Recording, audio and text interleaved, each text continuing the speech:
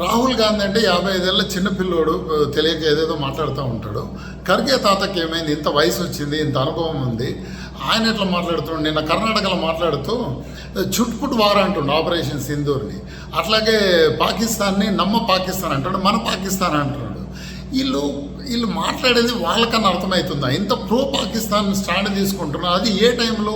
ఇప్పుడు మన డెలిగేషన్స్ ఇంటర్నేషనల్గా తిరిగి పాకిస్తాన్ ఎండగట్టి మన దేశం స్టాండ్ చెప్దామనే టైంలో వీళ్ళు పాకిస్తాన్కు మద్దతుగా మాట్లాడుతున్నారు.